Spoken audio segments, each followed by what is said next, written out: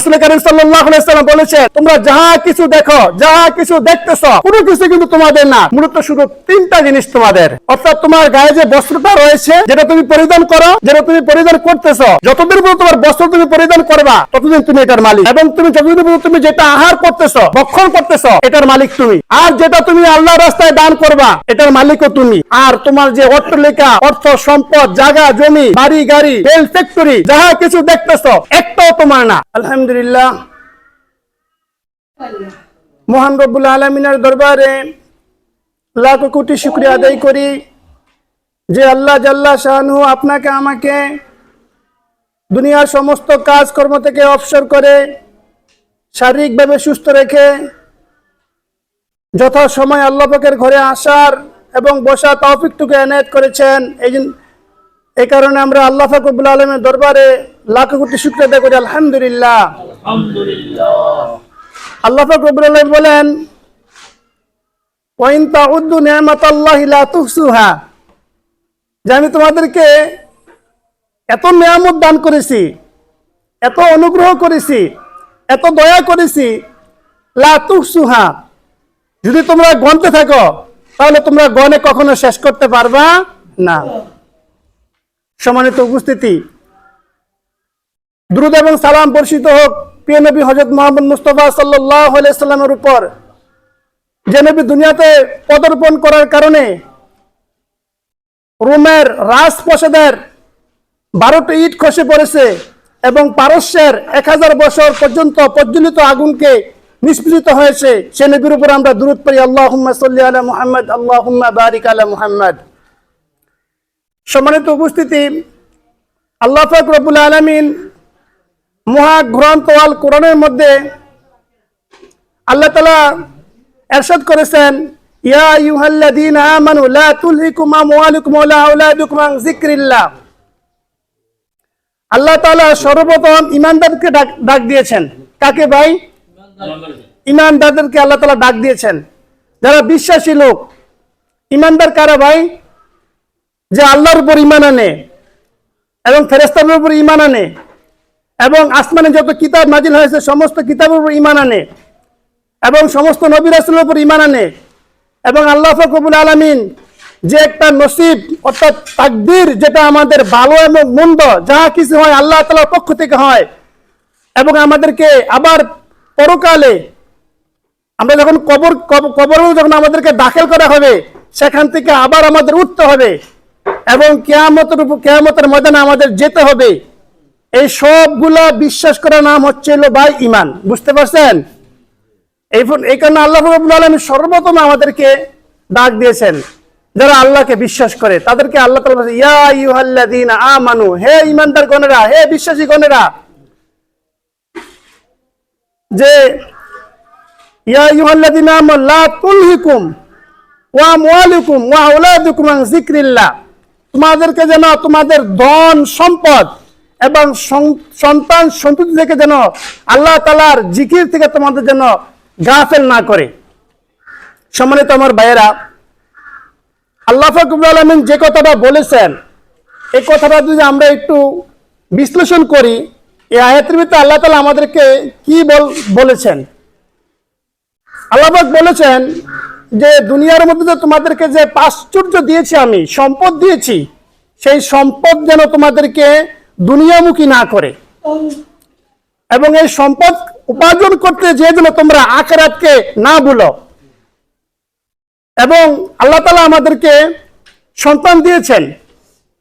এই সন্তান আল্লাহ পাক রব্বুল আলামিনের অনেক বড় একটা নিয়ামত, অনেক বড় একটা কি নিয়ামত। সম্মানিত আমার ভাইয়েরা, সম্পদের জন্য যদি আমরা পাগল হয়ে যাই, যদি আমরা পেরেশান হয়ে যাই, আমরা যদি চাই যে আমরা কোটি কোটি টাকার মালিক হয়ে যাব, হবে না। এটা আমার নসিবে থাকতে হবে। কোথায় থাকতে হবে ভাই? নসিবে থাকতে হবে। আল্লাহ পাক যে বলেছেন যে তোমাদেরকে যেন সম্পদ যেন তোমাদেরকে গাফেল না করে।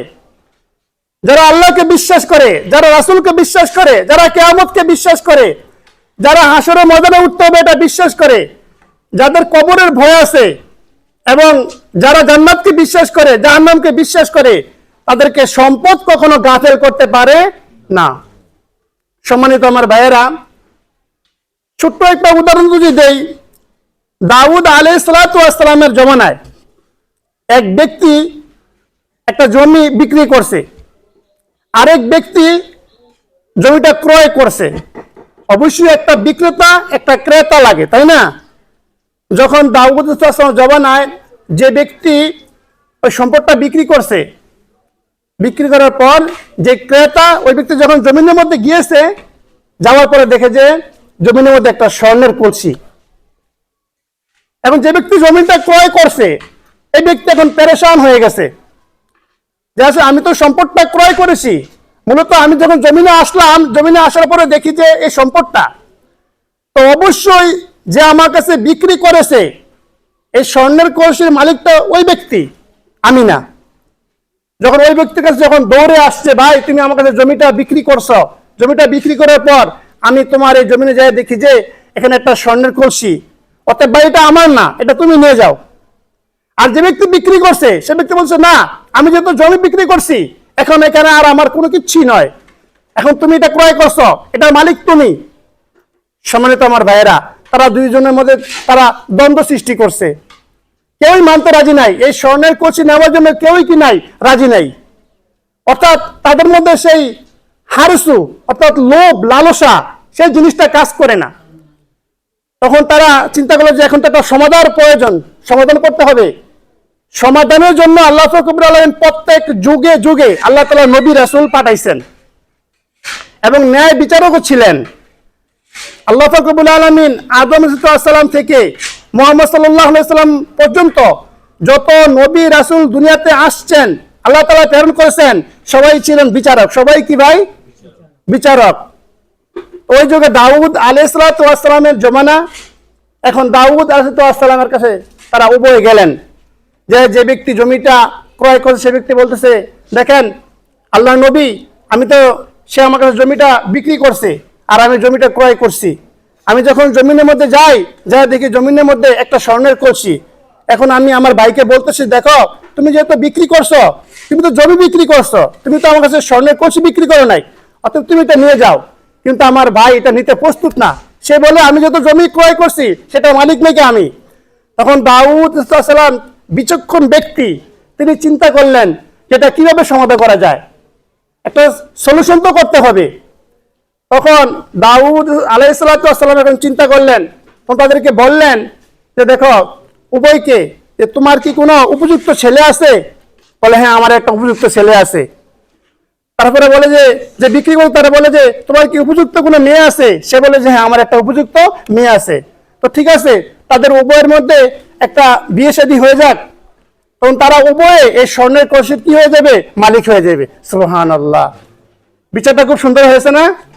সম্মানিত আমার ভাইয়েরা, আল্লাহ ফাকরুল আলামিন আমাদেরকে বলেছেন আমরা যেন দুনিয়ামুখী না হই, আমরা যেন আখিরাতমুখী হই।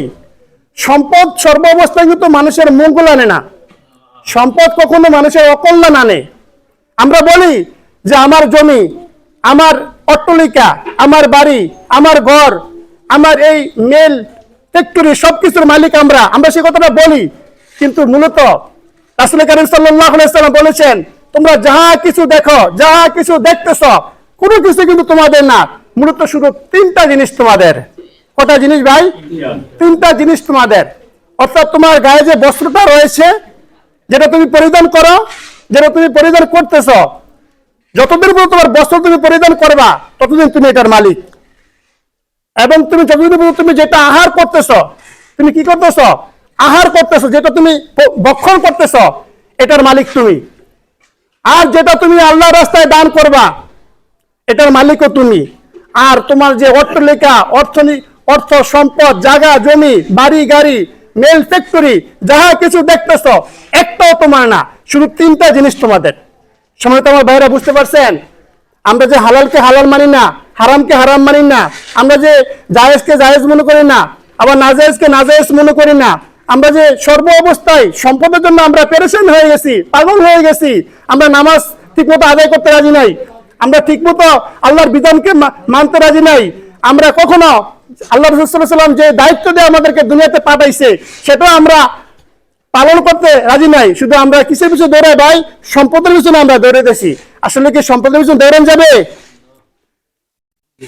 অসম্ভব।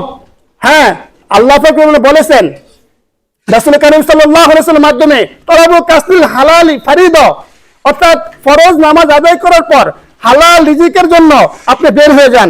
এটা আল্লাহ তাআলা ফরজ করেছে। যতটুকু আপনার প্রয়োজন, আপনি দুনিয়াতে বাঁচতে হলে আপনার বাঁচতে হবে, খাইতে হবে, ভরণ পোষণ করতে হবে, আপনার স্ত্রী পরিবার পরিজন সবাইকে আপনি ভরণ পোষণ করতে হবে। এটা আল্লাহ তাআলা আপনাকে আদেশ করেছে, এটা আপনার করতেই হবে।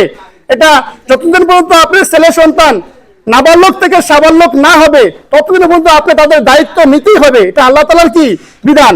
অতএব আল্লাহ তাআলা বলেছেন তলাবু কাসলি হালালি ফারিদা, তোমরা যখন ফরজ নামাজ আদায় করবা, ফরজ নামাজ আদায় করার পর তোমরা হালাল রিজিকের জন্য জমিনে তোমরা ছড়িয়ে ছিটিয়ে পড়বে।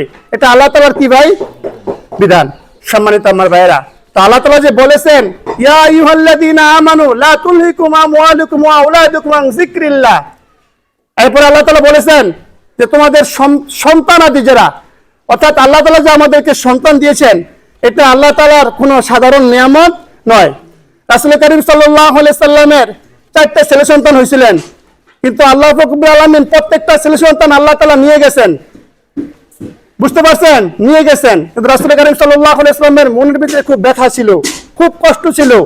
রাসূল কারীম সাল্লাল্লাহু আলাইহি সাল্লাম যখন মানুষের ময়দানে বলতো লা ইলাহা ইল্লাল্লাহ, কুলু লা ইলাহা ইল্লাল্লাহ মুহাম্মাদুর রাসূলুল্লাহ তুফলিহুন, তোমরা বলো লা ইলাহা ইল্লাল্লাহ মুহাম্মাদুর রাসূলুল্লাহ, যে আল্লাহ তাআলা ছাড়া আর কোনো মাবুদ নাই, মুহাম্মদ সাল্লাল্লাহু আলাইহি ওয়াসাল্লাম আল্লাহর প্রেরিত রাসূল।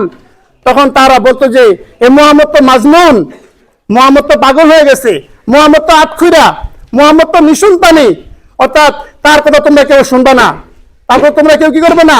শুনবা না। এবং যখন মুহাম্মদ সাল্লাল্লাহু আলাইহি ওয়াসাল্লাম মানুষের কাছে দাওয়াতের কাজ নিয়ে যাইতেন তখন তারা রাসূল কারীম সাল্লাল্লাহু আলাইহি ওয়াসাল্লামের নুরানি চেহারার মধ্যে তারা থুতু নিক্ষেপ করতেন এবং তারা ঈদ পাটকেলতে রাসূল কারীম সাল্লাল্লাহু আলাইহি ওয়াসাল্লামের শরীর মুবারক থেকে রক্ত ঝরাইছেন এবং রাসূল কারীম সাল্লাল্লাহু আলাইহি ওয়াসাল্লামকে তারা তাদের যেভাবে পারতো সেভাবে তারা গালি এবং গালিমন্দ করতো। তারা এভাবে রাসূল কারীম সাল্লাল্লাহু আলাইহি ওয়াসাল্লামকে কি দিত ভাই? কষ্ট দিত। রাসূল কারীম সাল্লাল্লাহু আলাইহি ওয়াসাল্লাম সবচেয়ে বেশি কষ্ট পেয়েছেন কোন কাজটায়? যখন রাসূল কারীম সাল্লাল্লাহু আলাইহি ওয়াসাল্লামকে বলেছিলেন সে হলো নিঃসন্তানী, সে হলো আটখুরা। তো আল্লাহ পাক রব্বুল আলামিন রাসূল কারীম সাল্লাল্লাহু আলাইহি ওয়াসাল্লামকে বুঝ দেওয়ার জন্য, সান্ত্বনা দেওয়ার জন্য এবং সবর করার জন্য আল্লাহ তাআলা সূরা কাউসার কি করছেন? নাজিল করেছেন। আল্লাহ তাআলা বলেছেন হাবিব, যারা আপনাকে বলে যে আপনি আতখুরা, নিঃসন্তানী, আপনার বংশের কোনো পরিচয় থাকবে না, সেটা ভুল। রব্বে কারীম বলেন ইন্না আতাইনাকাল কাউসার, নিশ্চয় আমি আপনার জন্য হাউজে কাউসার কি করেছি? নাজিল করেছি। ফাসাল্লি লিরাব্বিকা ওয়ানহার, ফাসাল্লি আপনি নামাজ আদায় করবেন, রব্বিকা আপনার প্রভুর জন্য, ওয়ানহার এবং আপনি কুরবানি করবেন। ইন্না শানিয়াকা হুয়াল আবতার, নিশ্চয় যারা আপনাকে নিঃসন্তানী বলতেছে, যারা আটখুরা বলতেছে তারাই নিঃসন্তানী হবে, তারাই আটখুরা থাকবে, তাদের কোনো নাম পরিচয় থাকবে না। কিন্তু আপনার নাম কিয়ামত পর্যন্ত সকল উম্মতেরা আপনাকে শ্রদ্ধার সাথে, সম্মানের সাথে তারা আপনার নামটাকে তারা জপবে। রাসূল কারীম সাল্লাল্লাহু আলাইহি ওয়াসাল্লামের নাম শুনলে আমরা বলি না সাল্লাল্লাহু আলাইহি সাল্লাম, এবং সাহাবায়ে কেরাম রাদিয়াল্লাহু আনহুর নাম শুনলে আমরা কি বলি না রাদিয়াল্লাহু তাআলা আনহু? এটা সম্মান, এটা কি ভাই? সম্মান। সম্মানিত আমার ভাইয়েরা, তো আল্লাহ রাব্বুল আলামিন বলেন যে যখন আল্লাহ তাআলা সূরাটা নাজিল করছেন, এই সূরাটা এই কারণে নাজিল করছেন শুধু রাসূল কারীম সাল্লাল্লাহু আলাইহি ওয়াসাল্লামকে বুঝ দেওয়ার জন্য। কি দেওয়ার জন্য? বুঝ দেওয়ার জন্য, সান্ত্বনা দেওয়ার জন্য, যে আপনি হতাশা হবেন না। আপনি কি হবেন না? হতাশা হবেন না।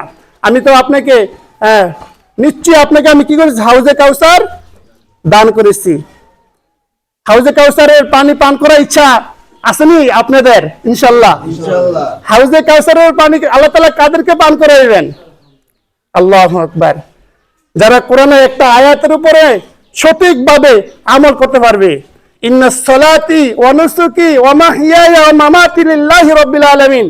হাউজে কাউসারের পানি ওই ব্যক্তিরাই পান করতে পারবে যাদের নামাজ, যাদের রোজা, যাদের ফরজ ইবাদত, যাদের বাঁচিয়ে থাকা, যাদের মৃত্যুবরণ করা, যাদের কামাই, যাদের রুজি এবং সব কিছু লিল্লাহি রাব্বিল আলামিনের জন্য।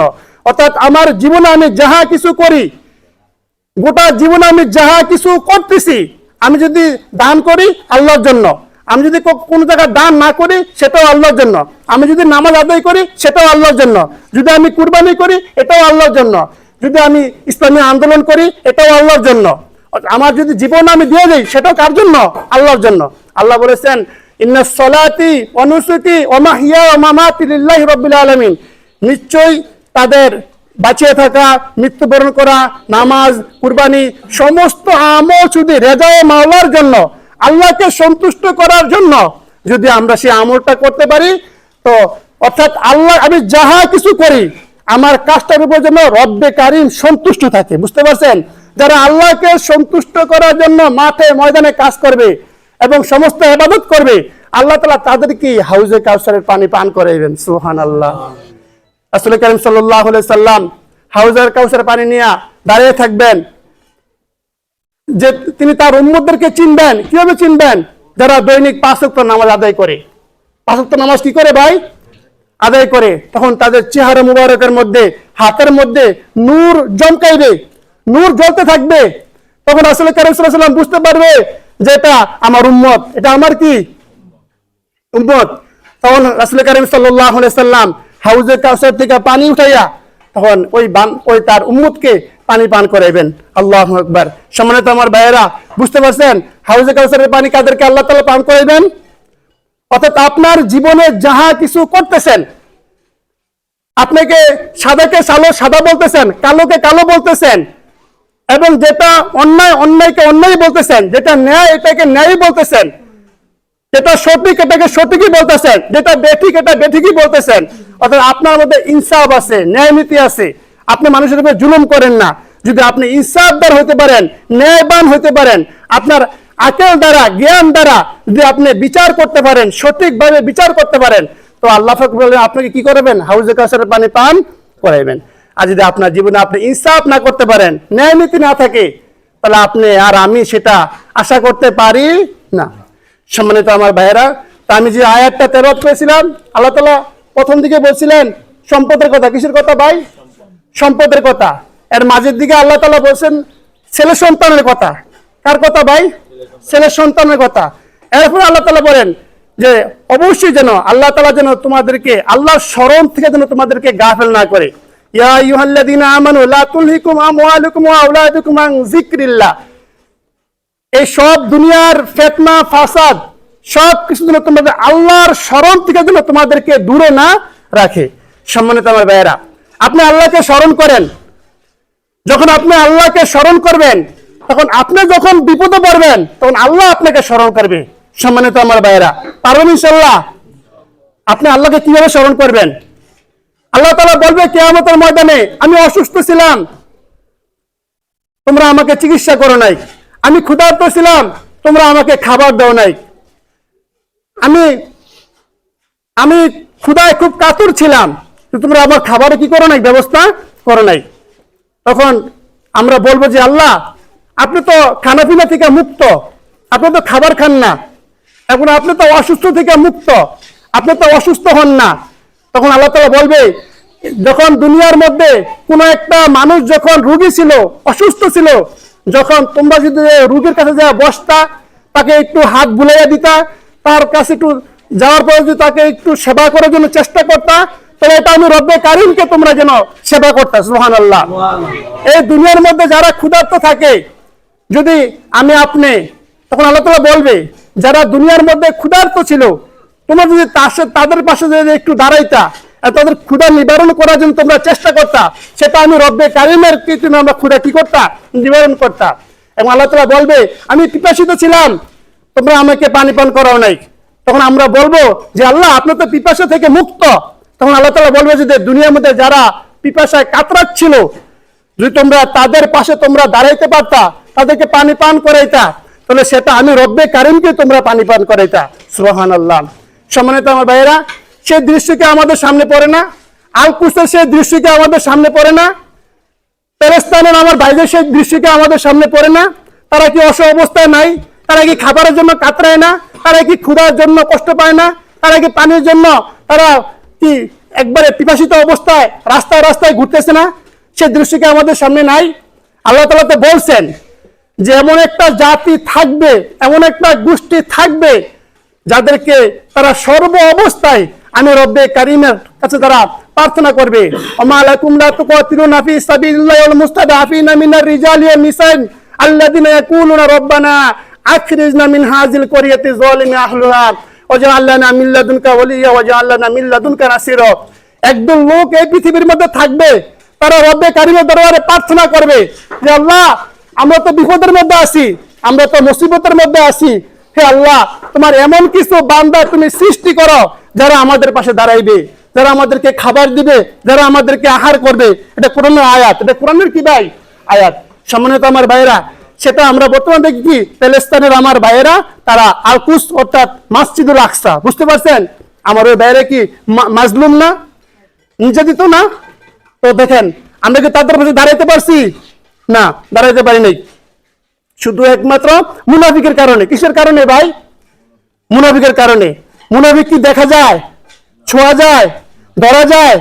রাসূলের দরবার, রাসূলের জমানায় কি মুনাফিক কারা চিহ্নিত করতে পেরেছে? হ্যাঁ, রাসূলের দরবারে আব্দুল্লাহ ইবনে উবাইদ বিশাল বড় জুব্বা, পাগড়ি, টুপি এবং ইসলামী লেবাস পরে তিনি যখন ওদের ময়দানে যায় এবং রাসূল সাল্লাল্লাহু আলাইহি ওয়াসাল্লামকে বলেন যে আপনি হতাশ হবেন না, আপনি টেনশন করবেন না, আমরা শত্রুর বিপক্ষে আমরা মোকাবেলা করব। এই আব্দুল্লাহ ইবনে উবাইদ তিনি উহুদের ময়দানে 700 সেনাদেরকে নিয়ে সেখান থেকে পলায়ন করে। সম্মানিত আমার ভাইয়েরা, অতএব মুনাফিক কি দেখা যায়, ধরা যায়, ছোঁয়া যায়? আজকে দেখেন এই যে গাজায় যে আমাদের ভাইদেরকে নির্যাতন করতেছেন, তাদেরকে নিষ্পেষিত করতেছেন, এর মদত কারা দেয়? দেখেন যে আমাদের মতো যে মুসলিম কান্ট্রি যারা আরব আমিরাত, দেখেন তারাও এক নম্বরে, তারা তলে তলে ডোনাল্ড ট্রাম্পের এবং তারা মদত দিতেছে। সম্মানিত আমার ভাইয়েরা, অতএব আমরা যারা এই নামাজ পড়ি, রোজা রাখি, যাকাত দেই, যদি আমাদের মধ্যে মুনাফিকে যদি আমরা দূর করতে না পারি, তাহলে আমাদের কোনো দিনও মুসলমানের কি আসবে না ভাই, সফলতা আসবে না। সম্মানিত আমার ভাইয়েরা, তো আল্লাহ তাআলা কোরআনের এই আয়াতের শেষের দিকে বলছে কি, ইয়া আইয়ুহাল্লাযীনা আমানু লা তুলহিকুম আমওয়ালুকুম ওয়া আওলাদুকুম আন যিকরিল্লাহ। আমরা যেন আল্লাহ সুবহানাহু ওয়া তাআলাকে কি করি ভাই, স্মরণ করি। আমরা আল্লাহ তাআলাকে স্মরণ করতে পারবো? আল্লাহ তাআলা বলেছেন ফাজকুরুনি, তোমরা আমাকে স্মরণ করো, আযকুরুকুম, আমি তোমাদেরকে স্মরণ করব, ওয়াশকুরুলি, তোমরা আমার শুকর করো। তোমরা আবার কি করো? শুকর করো। অতএব যদি আমরা আল্লাহ তাআলাকে স্মরণ করি, আল্লাহ আমাদেরকে স্মরণ করবেন। এই আয়াত দিয়ে আমাদেরকে আল্লাহ তাআলা কি বুঝাইতেছেন? যদি আমরা হেদায়েতের পথে থাকতে চাই, অর্থাৎ ইসলামের উপর থাকতে চাই, যদি আমরা হালাল পথে চলতে চাই, যদি আমরা হালাল ভাবে জীবন যাপন করতে চাই, যদি আমরা চাই যে আমাদের ফিলিস্তিনের ভাইদেরকে আল-কুসকে আমাদের মুক্ত করতে হবে, যদি আমাদের মধ্যে সেই নিয়তটা থাকে, সেই তামান্নাটা থাকে, এর কারণে আমরা কি পাবো ভাই? সওয়াব পাবো। সম্মানিত আমার ভাইয়েরা, আল্লাহ তাআলা কি বলছেন? ফাজকুরুনি আযকুরুকুম ওয়াশকুরুলি ওয়ালা তাকফুরুন, তোমরা অবশ্যই আমাকে স্মরণ করবে। অর্থাৎ যে কথাটা আমি বলতে চাচ্ছিলাম, আপনি যদি আল্লাহ তাআলার কাছে হেদায়েত না চান, আপনি হেদায়েত পাইবেন না। আপনি হেদায়েত কি করবেন না? পাইবেন না। অর্থাৎ আল্লাহ তাআলার কাছে হেদায়েতের জন্য আপনি প্রার্থনা করতে হবে। কি করতে হবে ভাই? প্রার্থনা করতে হবে। তখনই আল্লাহ ফাকরুন আমাকে কি বলবেন? আল্লাহ তাআলা বলেন, ওয়াল্লাযীনা জাহাদু ফিনা লানাহদিয়ান্নাহুম সুবুলানা ওয়া ইন্নাল্লাহা লামাআল মুহসিনিন। বান্দা খালি আমার কাছে চাইবে, কি করবে? আমার কাছে প্রার্থনা করবে।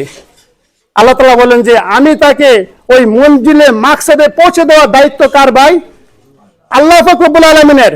আমরা যদি আল্লাহ সুবহানাহু ওয়া তাআলাকে অভিভাবক বানাইতে পারি, তাহলে আমাদের আর কোনো সমস্যা আছে? আল্লাহু ওয়ালিউল্লাযীনা আমানু ইখরিজুহুম মিনাজ যুলুমাতি ইলান নূর ওয়াল্লাযীনা কাফারু আউলিয়াহুমুত তাগুত। আল্লাহ তাআলা বলেছেন, এই যে আমরা যে মানুষগুলো রয়েছি, যারা আমরা মসজিদে আসছি, যারা আমরা বসবাস করি, যারা আমরা চলাফেরা করি, একসাথে উঠা বসা করি, এর হলো দুই শ্রেণীর। কয় শ্রেণীর ভাই? দুই শ্রেণীর। এক শ্রেণীর অভিভাবক হলো স্বয়ং রব্বে কারিম, আরেক শ্রেণীর অভিভাবক হলো শয়তান। নাউযুবিল্লাহি মিন জালিক। এটা কি আমার কথা না কোরআনের কথা? কোরআনে আল্লাহ তাআলা বলেছেন যে আপনার অভিভাবককে আপনি চিহ্নিত করবেন। অর্থাৎ আমরা যে বসবাস করি, চলাফেরা করি, আমাদের কিন্তু অভিভাবক আছে। অর্থাৎ যারা মুমিন, যারা ঈমানদার, তাদের অভিভাবক হলো রব্বে কারিম। আল্লাহু ওয়ালিউল্লাযীনা আমানু। আল্লাহ তাআলা কি করবেন? যাদের অভিভাবক হলো আল্লাহ পাক রব্বুল আলামিন, তাদেরকে অন্ধকার থেকে আল্লাহ তাআলা আলোর পথে নিয়ে আসবেন। সুবহানাল্লাহ। আল্লাহু ওয়ালিউল্লাযিনা আমানু ইখরিজুহুম মিনাজ যুলুমাতি ইলান নূর। অর্থাৎ আল্লাহ তাআলা অন্ধকার থেকে আল্লাহ তাআলা কি করবেন? আলোর পথে রাখবেন। যাদের অভিভাবক হলো কি আল্লাহ। এরপর আল্লাহ তাআলা বললেন কি আল্লাহু ওয়ালিউল্লাযিনা আমানু ইখরিজুহুম মিনাজ যুলুমাতি ইলান নূর ওয়াল্লাযিনা কাফারু আউলিয়াহুমুত তাগুত। আর তাগুত মানে শয়তান। যাদের অভিভাবক হবে শয়তান, তো বুঝেন আপনার অভিভাবক যদি শয়তান হয় তো শয়তানের কি কাজ করে বলেন? শয়তানের কাজ কি? শয়তানের মধ্যে কোনো ভালো কাজ আছে? ভালো কোনো গুণ আছে? সর্ব অবস্থায় তারা মানুষের মধ্যে ফিতনা সৃষ্টি করে, ঝামেলা সৃষ্টি করে, হানাহানি করে, মারামারি করে। তাদের সর্ব অবস্থারা মানুষকে গুমরাহি করার জন্য, জাহান্নামে নেওয়ার জন্য সর্ব অবস্থায় তারা টেনশনে থাকে যে প্রত্যেকটা মুমিনকে তারা যেন গুমরাহি করে, কাফের করে, তারা যেন জাহান্নামে নিক্ষেপ করতে পারে। নাউযুবিল্লাহি মিন যালিক। সম্মানিত আমার ভাইরা, এখন আমি আপনাদেরকে বলবো এই মাজিদের কাজ সম্পর্কে। ভাইরা দেখেন, যারা আমরা মনে করি যে আল্লাহর রাস্তায় দান করে ঠকে গেছি, আপনাদের কতটা ভুল, আপনার কতটা কি ভাই ভুল। যারা মনে করে যে আমরা দান করতে করতে আমরা একবারে আমাদের সবকিছু ধ্বংস হয়ে গেছে বা আমরা একবারে শেষ হয়ে গেছি, এটাও কি ভাই ভুল। আল্লাহ তাআলা বলেছেন যে মাসালুল্লাযীনা ইউনফিকুনা আমওয়ালাহুম ফি সাবিলিল্লাহি কামাসালিন হাববাতিন আমবাতাত সাবআ সানাবিলা ফি কুল্লি সুমবুলাতিন মিয়াতু হাববাতিন আল্লাহু ইউদাইফু লিমান ইয়াশা আল্লাহু ওয়াসিউন আলিম। এই যে কোরআনের যে আয়াতটা, এটা কোনদিন অস্বীকার করা যাইব? যারা দেখবেন বেশি বেশি দান সকাত করে, যারা আল্লাহর রাস্তায় দান সকাত করে, যারা মসজিদ মাদ্রাসায় দান সকাত করে, তারা কখনো ফকির হয় না। তারা কখনো কি হয় না? ফকির হয় না। তারা কখনো দরিদ্র তাদেরকে স্পর্শ করে না। যারা আল্লাহর রাস্তায় দান করে না, যারা মসজিদে এবং মাদ্রাসায় দান করে না, তারাই দিনে দিনে ক্ষতিগ্রস্ত হয়। কিন্তু যারা আল্লাহর রাস্তায় দান করে তারা কখনো ক্ষতিগ্রস্ত হয় না। আল্লাহ তাআলা বলেছেন যদি আল্লাহর রাস্তায় কোনো একটা মানুষ 1 টাকা দান করে, আল্লাহ তাআলা এটাকে 700 গুণ পর্যন্ত আল্লাহ তাআলা বৃদ্ধি করে দেন। আল্লাহু ইউদাইফু লিমান ইয়াশা আল্লাহু ওয়াসিউন আলিম। আমি চাইলে এর চাইতে আরো বেশি বৃদ্ধি করতে পারি। সুবহানাল্লাহ। অর্থাৎ ভাই, সবাই মনটাকে বড় করেন, বড় মনে মানুষ হন, এবং যার যতটুকু এবিলিটি আছে, যার যতটুকু ক্ষমতা রয়েছে, যাকে আল্লাহ তাআলা যতটুকু সম্পদ দিয়েছে, ওই সম্পত্তিকে আপনি কিছু করে আল্লাহর এই ঘরটা নির্মাণের জন্য আপনি দান করেন। যদি আপনি দান করতে পারেন, আপনি কখনো ঠকবেন না। আপনার এই দান ইনশাআল্লাহ দুনিয়াতে আপনাকে সম্মানিত করবে, আখিরাতে আল্লাহ তাআলা আপনাকে কি করবে? সম্মানিত করবে। আপনি জানেন যে বেলাল রাদিয়াল্লাহু আনহু কি কোনো অর্থ ছিল, সম্পদ ছিল? কোনো কিচ্ছু ছিল না। কিন্তু আল্লাহ তাআলা বলেন যে হে বেলাল, রাসূল সাল্লাল্লাহু আলাইহি ওয়াসাল্লাম বলেন হে বেলাল, তুমি আল্লাহর রাস্তায় দান করো। আল্লাহু আকবার। যদি আমরা এই দানের হাতটা প্রসারিত করতে পারি, আমরা শুধু একটু চেষ্টা করি না ভাই, যতটুকু আল্লাহ তাআলা আমাদেরকে দিয়েছে এর চাইতে একটু চেষ্টা করি না। আল্লাহ তো বলেছেন যে বান্দার 3টা কাজ। বান্দার কয়টা কাজ ভাই? 3টা কাজ। দোয়া করা, নিয়ত করা, চেষ্টা করা, আর বাকিটা রব্বে কারিমের। বাকিটা কার?